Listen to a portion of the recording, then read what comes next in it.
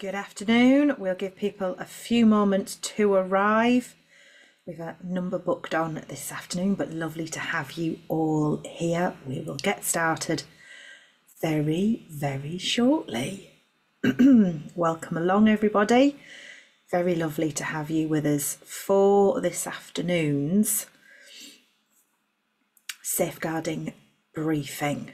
We will get going very, very shortly.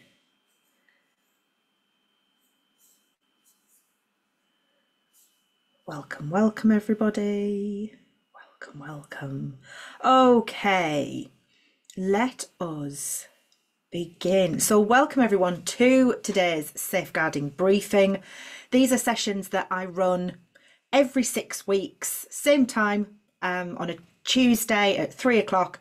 They're between 20 and 30 minutes. They are designed as an overview of things that are happening in the safeguarding world, an opportunity for you to keep up to date, to see what's happening, and to anticipate some of the things that might be coming a bit further down the track for you.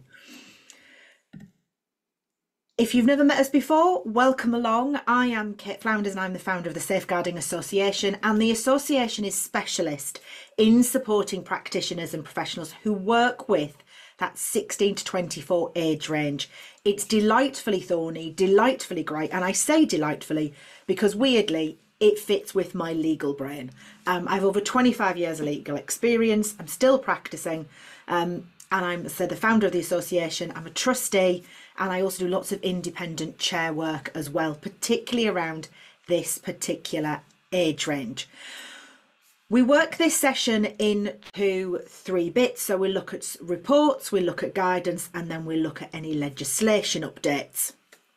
If you are in a busy room, might want to pop some headphones in or move yourself somewhere quiet.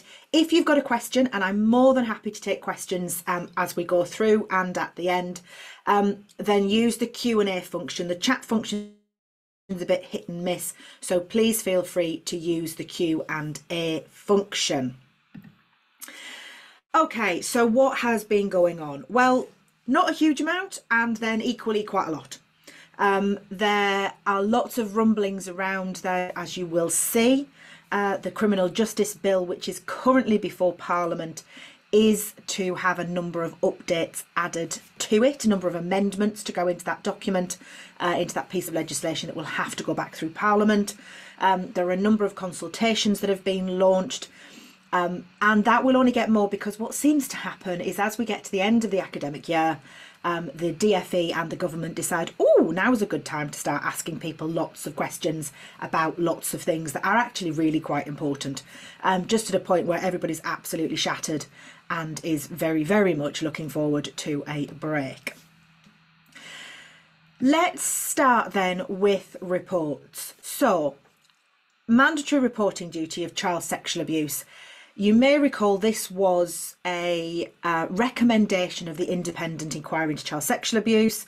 That then went out to consultation, and the question is, would we have a mandatory reporting duty? There was a press announcement several weeks ago that said it would. That was before the outcome to the consultation. That's now been published. That was published on Wednesday of last week. And the outcome is, yes, there will be a duty. I don't think it's a surprise to anybody that there is a duty. We knew it was coming. The specific wording of that duty, I don't think, given the responses, it's going to be too far from what the independent inquiry recommended.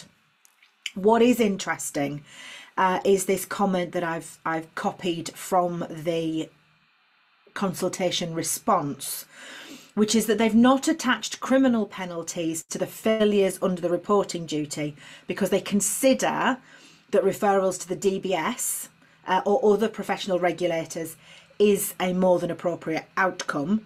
However, if somebody is seeking to cover up and obstruct a reporter from carrying out their duty to report, then that will carry a potential conviction of up to 7 years imprisonment.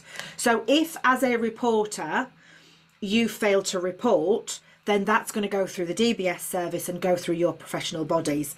But if you are trying to report and somebody is constantly preventing you or trying to stop you from doing so, then that person who's obstructing can face up to 7 years imprisonment. That's where they've put the punitive measures. That's where they've put the penalty. The criminal penalty is there. And that's the first of the amendments that will be going before the criminal, or going into the criminal justice bill over the next couple of weeks for Parliament to consider.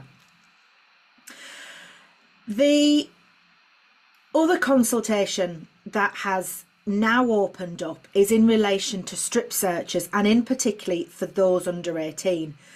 You may recall that there was a huge issue a couple of years ago, Child Q, who was inappropriately strip searched.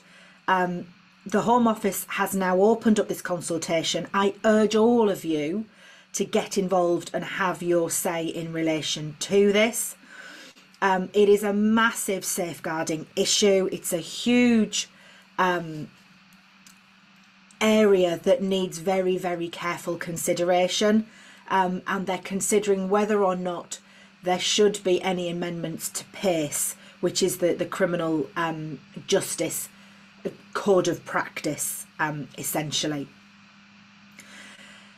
The final report I want to mention to you is the Internet Watch Foundation report. Now, every year, this incredible charity publishes its report on what's been going on. The numbers are phenomenal. I think this report, just shy of 300,000 sexual abuse images have been found. When they have distilled that, the figure that is growing and is the one that worries is the number of images that they call self-generated. Now, that doesn't necessarily mean it was done voluntarily or without coercion. What it means is, excuse me, that the subject has taken the image themselves and then shared it, or it has been shared of them. And 92% were assessed as being self-generated imagery. So that is an enormous number. And I think it shows the real worries that adults have around young people's use of mobile devices, because it isn't just phones, it could be tablets that they're taking images on. And so there's a lot of work to be done there. It's not a report for the faint of heart, but it is absolutely a report that if you are working directly with parents, then it's useful for them to understand some of these figures. I know they don't want to hear this. I know that no adult really wants to hear the statistics that we're talking about, but this is an enormous issue and it's growing. It is growing year on year, as you'll see from the report, and because their statistics show that. In terms of guidance then, not an enormous number, but some fairly, a couple of substantial ones. I mentioned in our last briefing that this year Keeping Children Safe in Education is unlikely to have any significant changes to it, which will be a welcome for those of you who have been updating your policies at kind of midnight on the 31st of August to try and make sure it's compliant for the 1st of September. And also for those of you, particularly within the kind of apprenticeship, university realm, where you're just starting to get to grips with what Keeping Children Safe in Education means, how it fits, how it works. So there's not likely to be anything massive other than a few technical bits this year. However, and it is a massive however, there are likely to be significant changes in 2025. There's a consultation open. It closes on the 20th of June. Not a huge number of questions, but some fairly far-reaching questions. And my reading of it, particularly again for those of you working within apprenticeship providers from an education perspective and within higher education, please read it and please respond to it, because there is every chance, particularly at universities, if you are providing degree apprenticeships, you are going to get caught by this. And even if you're not directly caught by it, it's really good practice, and we're likely to see amendments in line with these amendments within Working Together to Safeguard Children. So either way, you're likely to be influenced by the outcome of this consultation. So I would urge you to have a look, and I would urge you to respond to it. The National Crime Agency has prepared some guides that are useful for parents and carers around the issue of sextortion. So kind of linked to this sexual abuse, to the sexual imagery that the Internet Watch Foundation has seen as self-generated. What we know with sextortion is that young people will take, oh, not just necessarily young people, but for our purposes, young people will take these images, they will share them, and then they will essentially be blackmailed. Or they'll be asked to do, may not be money, but they'll be asked to undertake various tasks so that these images aren't then shared. And there is no guarantee for these young people that those images won't be shared, but it's a very big weight to be carrying on their shoulders. So there's some useful guides that the National Crime Agency has prepared around that. CAS review has been published. That was published in April around gender identity. It is substantial. It is a very well written, very well thought out review, and I would urge all of you who are working with teenagers, and particularly where gender identity is an issue that you see, have a look at that review and look at what that might mean for your practice and for your organisation. And lastly, the information sharing guidance document that was published way back in 2018 was updated in 2024. You've still got the 7 golden rules, which are brilliant for referral and for reference points.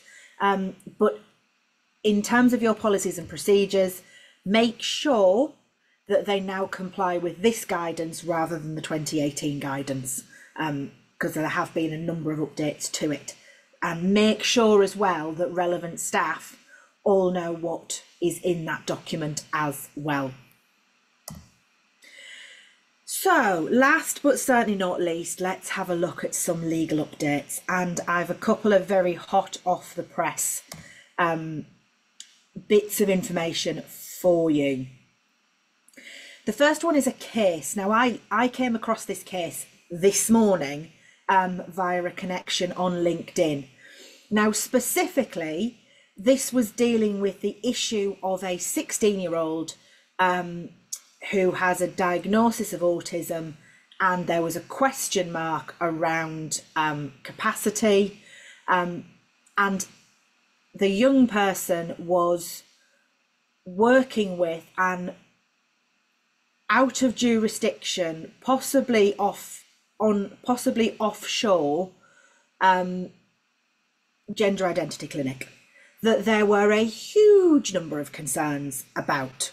But what this case is really useful for, from a practitioner's perspective, is that the judge really, really helpfully goes through the relevant law around consent, around parental responsibility, and the interplay of the two.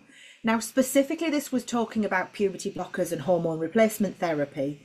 However, if you are working with 16 to 18-year-olds and you have the issue of information sharing and trusted contacts and things like that, it's a really useful guide to what the law says, particularly where we're talking about medical treatment. So I would, if this is an area that you are coming up and struggling with, then it's it is law. Let me be really, it's written like a judge, because it is a judge. It's a very, very, very, very senior judge that is writing this, because it's a very, very complex area of law. But if you fancy having a punt at it, it's worth it, because I think it's a really good introduction, maybe a bit more than that, but it's a good look at what the relevant law is in a fairly succinct document for a judgment around that particular age range. I certainly, and as a lawyer, I certainly found it a nice refresher, and I deal with this age range all of the time, but it was useful to have it all in one particular area. Now on to my second mention of the Criminal Justice Bill.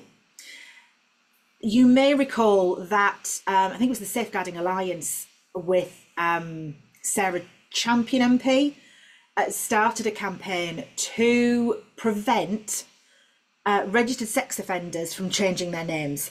That they'd undertaken a survey and had discovered that around 700, if not more, registered sex offenders had very easily changed their name, which had then meant that they could evade detection, because when anybody did a DBS check, that name wasn't coming up on their checks, their old name, and they weren't declaring that it was an old name. So there's an amendment coming through in the Criminal Justice Bill, which will prevent registered sex offenders from changing their names. Really, really, really welcome piece of information. Really, really welcome from a safer recruitment perspective as well, so that when you're doing those checks, when you're following your practices, you can be assured as far as possible that they haven't changed their names. So that, combined with checking and asking whether they've changed their names, hopefully will add an extra hoop and make it easier to prevent offenders from entering into the work where there are young people, and particularly those who are vulnerable. Ofcom are going to draft a children's code around online safety. Quite where that's going to sit, I don't know. This is on the back of the ongoing conversation, and a conversation that's gaining a lot of traction around whether or not there is going to be a legal ban on the sale of phone devices or tablets to under 16s. That is an ongoing conversation. It's an ongoing situation, and it's constantly developing. I may have more for our next briefing. I suspect not, but we will watch this space and see what happens. And my last mention of the Criminal Justice Bill is it's not quite an extension, but it builds on Jade's Law. So Jade's Law is a law that came in that said that if one parent is convicted of killing another parent, the parent who is the killer will automatically lose their parental responsibility for their child. So they will not be able to make decisions in relation to that child. And it will essentially automatically kick in local authority involvement if they aren't already involved.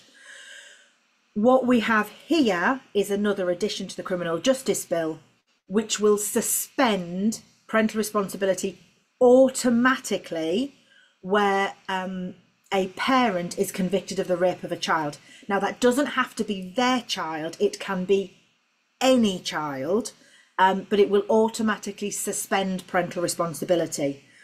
What will then happen is there will be an automatic referral to the family court, and it will be for the person who's had their parental responsibility suspended to argue why they should continue to have parental responsibility.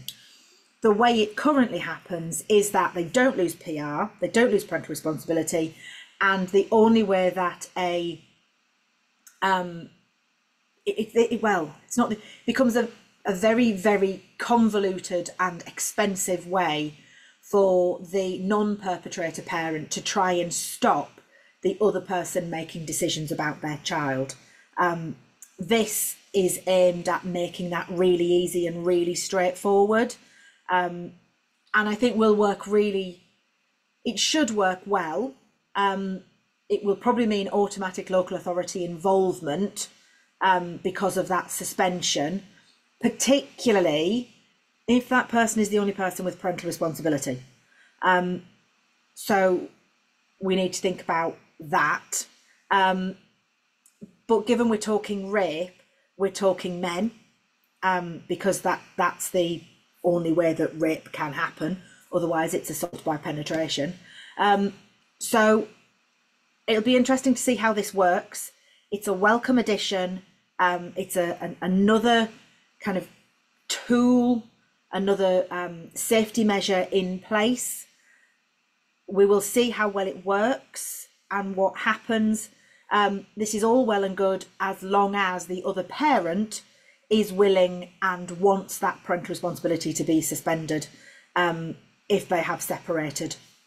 But I know from bitter practice experience that very often, even with a conviction, the partner of those who are convicted may not even believe that it's happened, and so they would probably want their partner to still have parental responsibility for their child, which will then kick in convoluted and probably complex arguments from a local authority perspective. That would have been there anyway. You've just got an odd mechanism now that will take place, and it will just take a bit of time for local authorities and lawyers to get their head around quite how the automatic process actually works.